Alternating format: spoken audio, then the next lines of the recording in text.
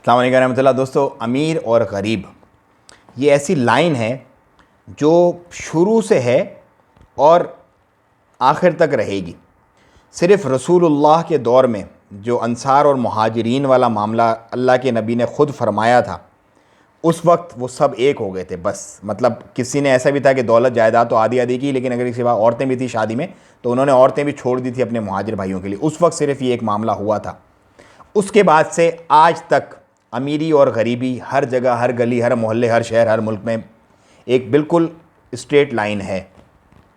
होता क्या है बेसिकली कि जो अमीर हैं उनकी लोग खाम खा इज़्ज़त करते हैं। खाम खा मतलब वो अमीर किसी को कुछ भी नहीं देता। ऐसे नहीं है कि वो आपको राशन पहुंचा रहा हो या आपको आपको कुछ पैसे देता हो, नहीं।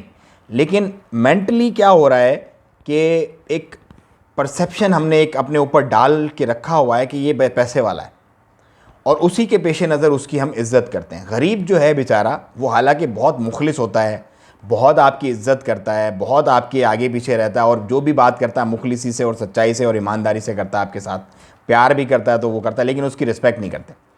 बेसिकली क्या हुआ है, इसकी जो मुझे जो रूट कॉज समझ आई है, मुझे जो फंडा समझ आया इस लाइन का और इस छोटी सोच का, सब एक जैसे नहीं है।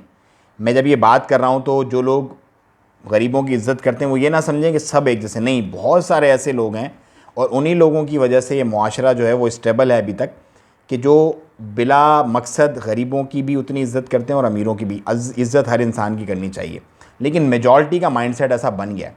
अब ये चेंज कैसे होगा? देखें, क्या होता है कि एक अमीर का बच्चा है, सपोज़, ये क्या होता है कि ये बचपन से ही एटीट्यूड जो है ये बेसिकली बचपन से ग्रो होता है।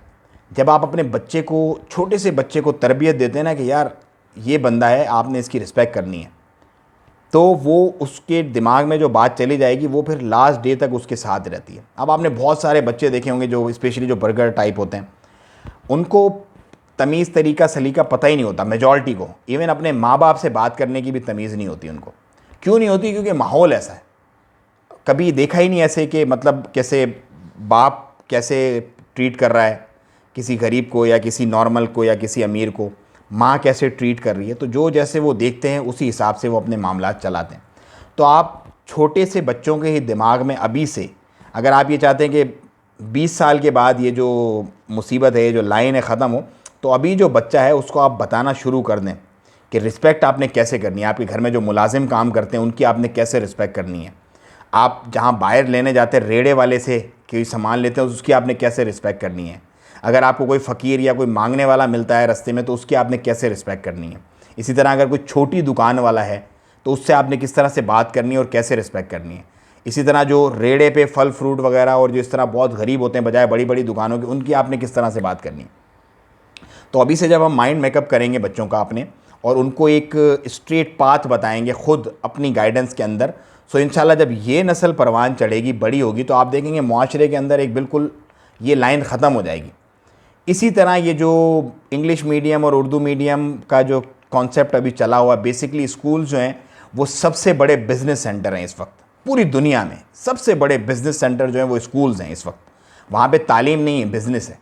सो उस पर भी मैं कभी डिटेल में बात करूँगा, फ़िलहाल वो मेरा टॉपिक नहीं है। फ़िलहाल मेरा टॉपिक अमीरी और गरीबी है। सो भाई, अपने बच्चों को या अपने छोटों को ऐसी आप तरबियत दें, क्योंकि आप जो तरबियत देंगे वही तरबियत लेके वो आगे चलेंगे। अगर आपका बच्चा एटीट्यूड है उसके अंदर और उसको पता नहीं है कि किसी की तमीज़ और किसी की अदब और किसी से बात कैसे करनी है, और ये जो अमीरी और गरीबी की जो एक खामखा की एक लाइन डाल देगी, तो आप उसके रिस्पॉन्सिबल हैं। आपको ही वो मामला सही कर दें।